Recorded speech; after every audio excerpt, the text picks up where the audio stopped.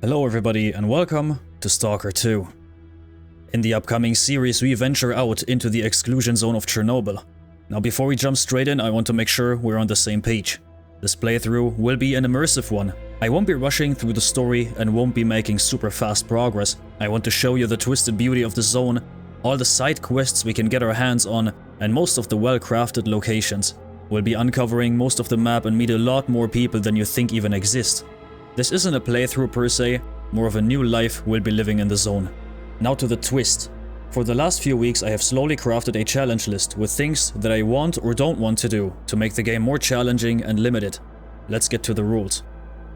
First of all, we'll be playing on medium difficulty, not veteran because later missions and boss fights will be near impossible, and we still want to have fun.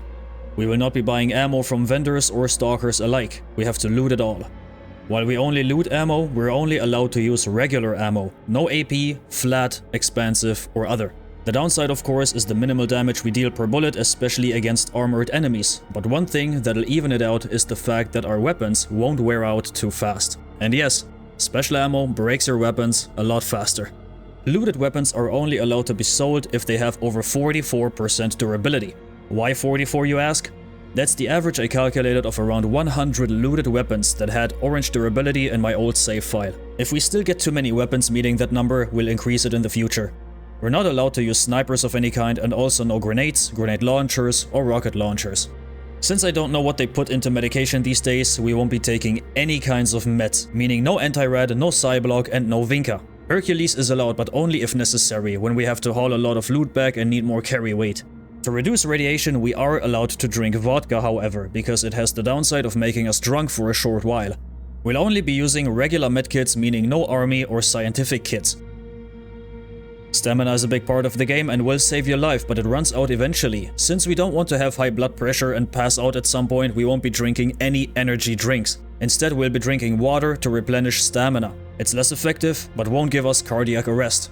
Safe scumming isn't allowed, mainly because of the whole reloading for a more desired artifact. Whatever we get, we have to take and move on.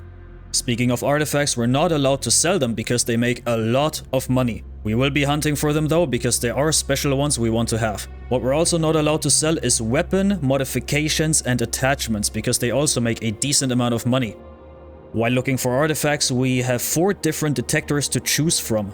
We're only allowed to use the worst one, being the Echo detector, and eventually the best one, the Veles detector, to award us after putting up with the worst one for so long. We will also be exploring most of the map. If I counted correctly, there is 276 locations on the map, including bases. Of these locations, I want to visit at least 80%, being 220. This number will add up very fast, don't worry. While exploring, we have to give it our all to get all 6 altered artifacts. These are special artifacts that have very specific effects. You'll see soon enough what they are. One of them we'll get very early on, if not 2. We may not get all of them because there is one that is quite difficult to get and sometimes doesn't even spawn, but we'll see about that once we get there.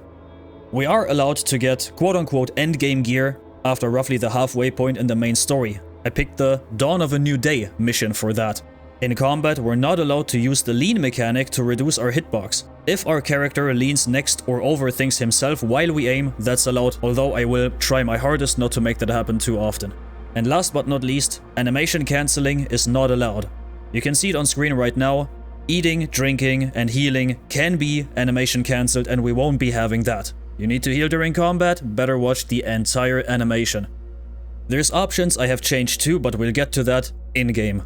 With that, we reached the end of the challenge list. It sounds like much, but we'll see how we manage out there. If you want to contribute to the list of horrors, put it in the comments and I'll see what we can still add without making it ridiculously difficult and still keep it fun.